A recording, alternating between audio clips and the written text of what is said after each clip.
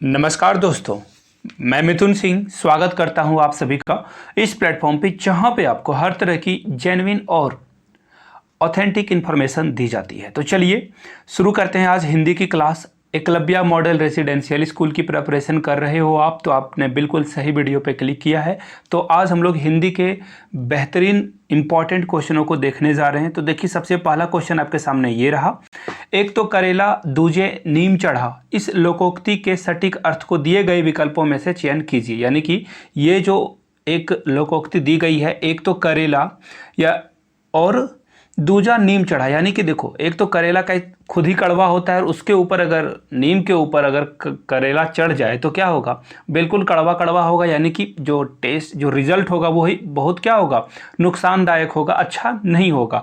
यानी कि दो जो एक साथ हैं दुर्गुण व्यक्ति, यानी कि जिनके अंदर कोई गुण नहीं हो, वो एक साथ मिल जाते हैं। लेकिन करेला स्वास्थ्य के लिए क्या है, अच्छा है, गुड फॉर योर हेल्थ, तो आपको ये खाना चाहिए। तो चलिए फिलहाल आंसर इसका जो होगा वो होगा ऑप्शन नंबर 3। बढ़ते हैं अगले क्वेश्चन की ओर। निम्नलिखित में से कौन सा शब्द अर्ध तत्सम है? तो देखिए, आपको इन चारों में से बताना है कि कौन सा अर्ध तत्सम शब्द है। तो उससे पहले मैं आपको बता दूं, अगर आप नए हो तो नीचे जो सब्सक्राइब का बटन है वो दबा दीजिए और उसके बगल में जो छोटू सा नन्हा सा बेल आइकन है उसे जरूर दबा दें, ताकि वीडियो की लेटेस्ट नोटिफिकेशन आप तक मिलते रहे। और इस वीडियो को शेयर करना ना भूलें अपने दोस्तों परिवार के साथ जो एकलव्या मॉडल रेसिडेंशियल स्कूल यानी EMRS की प्रिपरेशन कर रहे हैं। तो चलिए, अब आपको बताना है अर्ध तत्सम शब्द कौन सा है। अक्षर, ये देख लो, ये चारों ऑप्शन आपको दिख रहे होंगे। आखर, तो इनमें से जो राइट आंसर है आपको लग रहा होगा आखर होगा, लेकिन नहीं। आपको पूछा गया है अर्ध तत्सम, यानी कि आधा संस्कृत का आधा हिंदी का वर्ड कौन सा होगा। तो इसका जो राइट आंसर होगा दोस्तों वह होगा ऑप्शन नंबर 2, यानी कि ये होगा अक्षर। ये होगा अक्षर। और अक्षर हम लोग हिंदी में कैसे लिखते हैं, मैं आपको लिख के दिखा देता हूं। अक्षर, मेरी हिंदी की राइटिंग खराब है, सॉरी, आप यहां से देख सकते हो। आगे बढ़ेंगे क्वेश्चन नंबर 3 की ओर। और देखिए, जल पीपासु शब्द में कौन सा समास है? जी हाँ, यानी जल का प्यासा। तो देखो, आपको यहाँ पे एक समास में ना एक डाइवर्सिटी दिख रही होगी। सबसे पहले तो आप इसे अलग कर सकते हो। द्वंद्व समास, यानी कि माता पिता, लोटा डोरी, ऐसा कुछ बनता है द्वंद्व समास में, जहां पे दोनों पद क्या हो, इक्वल हो, बिल्कुल दोनों की समानता क्या हो, बराबर बराबर हो, समान हो दोनों। बहुब्रीहि समास में जैसे कि नीलकंठ, नीला है कंठ जिसका, यानी कि वहां पे आपको ये दिखेगा। और द्विगु, यानी कि नंबर वाला, कोई भी नंबर आप ले लो, 1 2 3 4 5, चौराहा दोराहा है ना, तो चौराहा यानी कि 4 रास्तों वाला जगह, तो ये हो गया आपका बहुब्रीहि समास, सॉरी द्विगु समास। अब देखिए, बात करते हैं तत्पुरुष समास की। तो देखो, तत्पुरुष समास में जो उत्तर पद यानी कि बाद वाला पद क्या होगा, प्रधान होगा। एग्जाम्पल से बताता हूं मैं, तब आप आसान से समझ पाओगे। देखो, जैसे कि मैंने लिख दिया राजकुमार, राजकुमार, तो देखो इसको अगर आप ब्रेक करोगे दो पार्ट में तो होगा क्या, राजा का कुमार। तो कुमार क्या है, इंपॉर्टेंट है। राजा का कुमार यानी कि क्या, युवराज, तो ये इंपॉर्टेंट है। राजा के कुमार के बारे में बात हो रही है, यानी कि जो ये होगा आंसर वो जाएगा ऑप्शन नंबर ए के साथ। आगे बढ़ते हैं क्वेश्चन नंबर, उससे पहले थोड़ा सा प्रमोशन में कर लूं। जिनको भी नोट्स या प्रीवियस ईयर के पेपर चाहिए एकलव्या मॉडल रेसिडेंशियल स्कूल के, वो मुझे ईमेल कर सकते हो। स्क्रीनशॉट ले लो मेरी ईमेल आईडी yourmithunsingh@gmail.com पे आप मुझे कांटेक्ट कर सकते हो। एकलव्या मॉडल रेसिडेंशियल के नोट्स वगैरह के लिए इंस्टाग्राम पे @imithunsingh पे फॉलो कर लो, और कोई भी डाउट हो तो वहाँ पे पूछ सकते हो, या फिर EMRS के पेपर के बारे में पूछ सकते हो। अब बहुत सारे लोगों के आएंगे कॉमेंट, एकलव्या का एग्जाम हुआ नहीं है, तो मैं उन्हें बता दूं, मैं आपको DSSB के पेपर दूंगा, क्योंकि इसका एग्जाम पैटर्न EMRS फॉलो कर रहा है। KBS के प्रीवियस ईयर पेपर मिलेंगे आपको, और NBS के प्रीवियस ईयर पेपर आपको मिलेंगे। और मैं आपको बता दूं, 50 रुपए में मैं आपको 50+, जी हाँ, 1 रुपए से कम भी प्राइस आपको लगने वाला है हर पेपर के लिए। तो आप इसे ले सकते हो और अपनी प्रिपरेशन को नाप सकते हो टाइम टू टाइम। तो ये आप ले सकते हो, आपकी मर्जी। और एक और बात, ये सारी चीज़ें ऑनलाइन फ्री में अवेलेबल है। 50 से 60 पेपर अगर आप ऑनलाइन डाउनलोड कर सकते हो तो कर लीजिए। अदरवाइज आप मुझे मेल कर लो yourmithunsingh@gmail.com पे, या फिर इंस्टा पे हो तो imithunsingh सर्च कर लो, वहाँ पे मैं मिल जाऊँगा। Thank you so much. तो चलिए बढ़ते हैं क्वेश्चन नंबर 4 की ओर।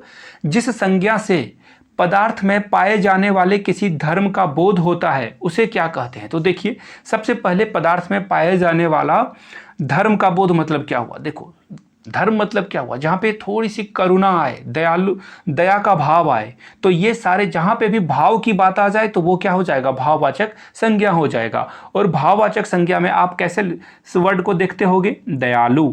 देखो मेरी हिंदी राइटिंग खराब है, मैं फिर से बोल देता हूँ, ये हुआ दयालु। दयालु क्या हो गया, ये हो गया आपका भाववाचक। करुणा, ये सब सारे वर्ड क्या हैं, भाववाचक हैं। चालाकी, तो ये सब भी, इसलिए इसका राइट आंसर क्या होगा, 1 नंबर हो जाएगा। बढ़ते हैं क्वेश्चन नंबर 5 की ओर। और इसमें देखो एक संस्कृत का छोटा सा जो है सेंटेंस आपको दिया गया है, वाक्यम रसमात्मकम वाक्यम, अर्थात रसात्मक वाक्य ही काव्य है। यानी कि जहाँ पे रस वाले वाक्य आ जाएं वही क्या है, काव्य है, वही पोयम है। तो आपको बताना है वाक्य लक्षण के विशेष में यह कथन किसने कहा था, किस आचार्य का है। तो बिल्कुल इसका जो राइट आंसर होगा दोस्तों वह हो जाएगा विश्वनाथ। विश्वनाथ ने कहा था, जो कवि हैं उन्होंने कहा था कि जहाँ पे रस वाले वाक्य आ जाए उसे ही कविता कहते हैं। बढ़ेंगे क्वेश्चन नंबर 6 की ओर। निम्नलिखित में से कामयानी का काव्य रूप क्या माना जाता है। तो सबसे पहले आप फोटो देख लो, यहाँ पे कामयानी की एक तस्वीर है बुक की। किताबें जरूर पढ़ा करें आप, तभी आप आगे बढ़ सकते हो। तो देखिए यहाँ पे खुद इसका आंसर आपको दिख रहा होगा, देख लो सारे आंसर आपको इसी के टाइटल में दिख रहा होगा। एक सेकेंड, ये रहा, देखो यहाँ पे पढ़ लो, आप समझ जाओगे। हिंदी का महत्वपूर्ण महाकाव्य, देखो यहाँ पे महाकाव्य दिख गया आपको, कौन सा है, कामयानी। और देखो यहाँ पे इसके राइटर, ये भी एग्जाम में बार बार पूछे जाते हैं, जयशंकर प्रसाद। इनको खोज के पढ़िए, हिंदी वाले जो स्टूडेंट हैं वो तो पढ़िए ही, और बाद वाले भी पढ़ सकते हैं। तो इसका जो राइट आंसर होगा दोस्तों वह क्या हो जाएगा, महाकाव्य। बढ़ेंगे अगले प्रश्न पे। तपोवन शब्द में कौन सी संधि है। तो देखिए सबसे पहले संधि की बात की गई है, तो सबसे पहले आप जान लो तपोवन जो है ये है, सबसे पहले मैं बता दूं ये दीर्घ संधि है। अब ये दीर्घ संधि क्यों हुआ, तो सबसे पहले देख लो दीर्घ संधि में क्या होता है ना, विसर्ग आता है ना।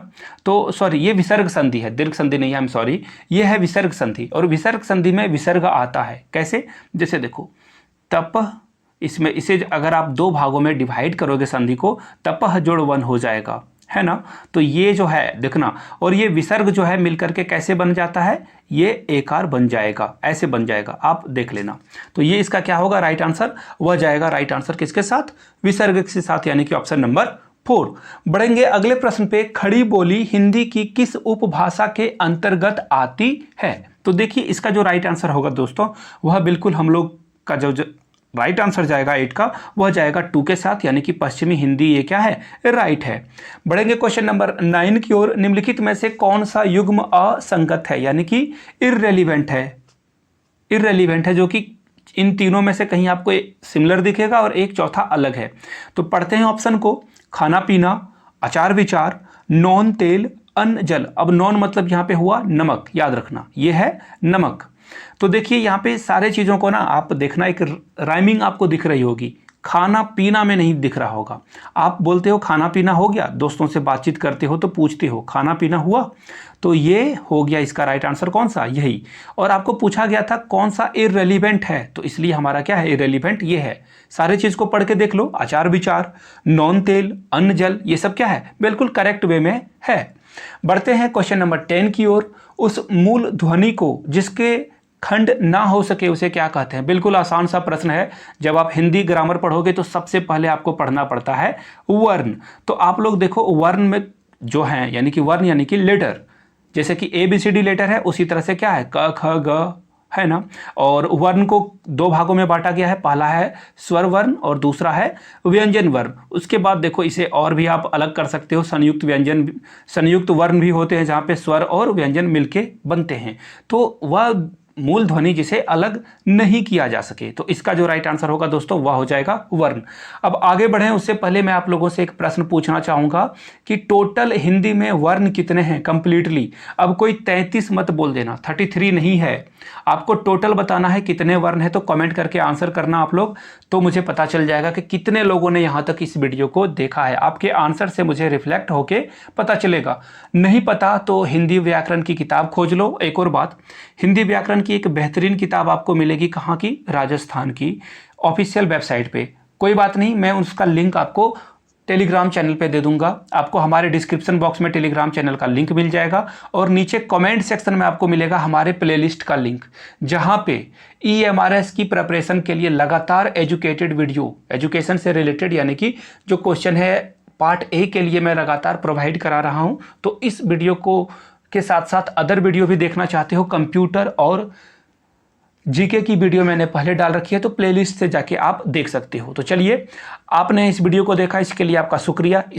इसे लाइक जरूर करते हैं। जो क्वेश्चन मैंने पूछा है, कोई सजेशन हो, कोई सवाल हो तो कमेंट जरूर करें। नए हो तो चैनल को सब्सक्राइब कर लो और इस वीडियो को शेयर करना ना भूलें। एक और बात समराइज कर देता हूं मैं एक बार फिर से, जिनको नोट्स चाहिए होगा और प्रीवियस ईयर क्वेश्चन पेपर चाहिए होगा, वो मुझे मेल कर सकते हो yourmithunsingh@gmail.com पे। इंस्टाग्राम पे हो तो फॉलो कर लीजिए @imithunsingh पे।